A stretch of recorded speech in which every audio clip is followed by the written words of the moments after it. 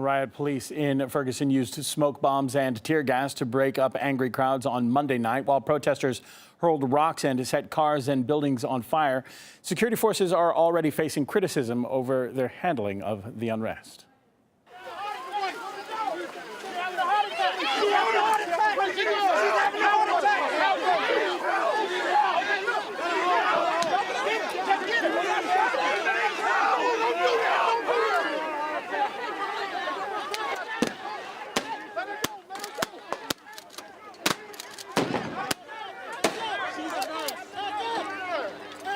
Now, as you can see in that video, several people tried to carry the woman away but were tear gassed by police.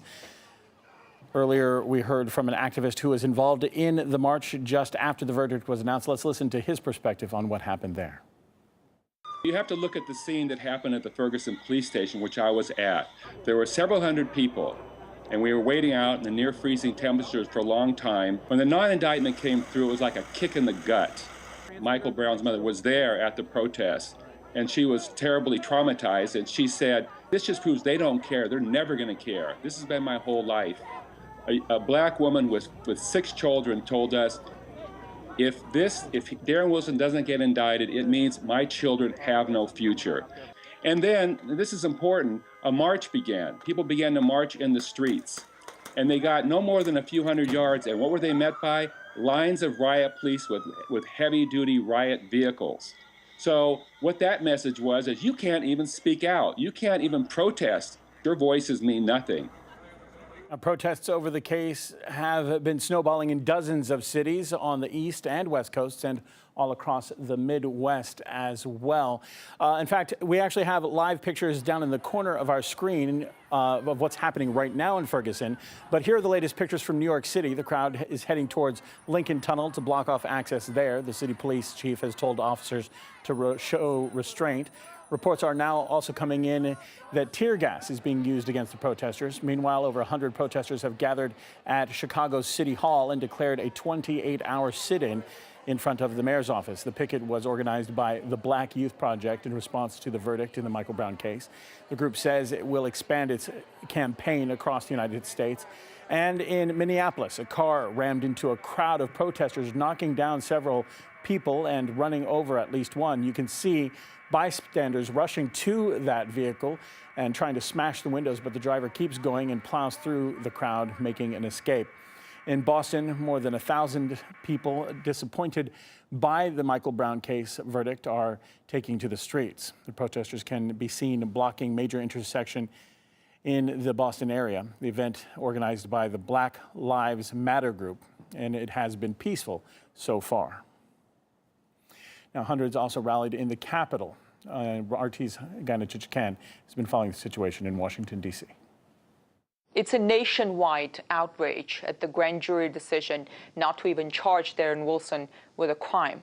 Washington, D.C., where I am, has a large black community. Last night, hundreds took to the street to protest what happened in Ferguson.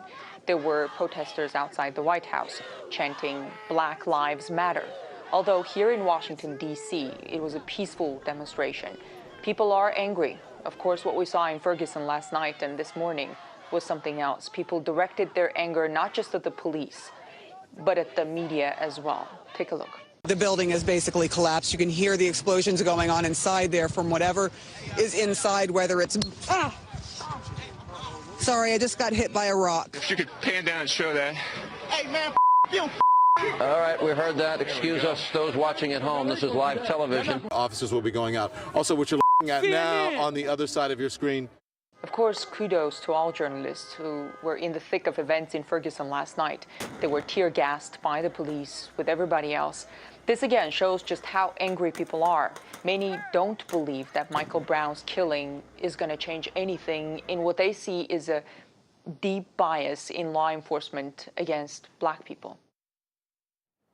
RT America correspondent Manila Chan is in Washington right now watching the protests there. You can follow her on Twitter for pictures and videos from the event. And just a few hours ago, hundreds of protesters gathered outside the CNN headquarters in Atlanta, Georgia. Ted Rall, political cartoonist and columnist, spoke to me earlier about why anger is being directed at the media. In the United States, the media is supposed to be the fourth estate, the watchdog of democracy that is holding the political classes to account and defending the downtrodden and the oppressed. But in reality, more and more corporate media defends the interests of the system. Now, this has always been the case, but it's become even more pronounced in recent years. And it isn't surprising with minorities and other disadvantaged people unable to tell their stories and be heard, that they would express frustration.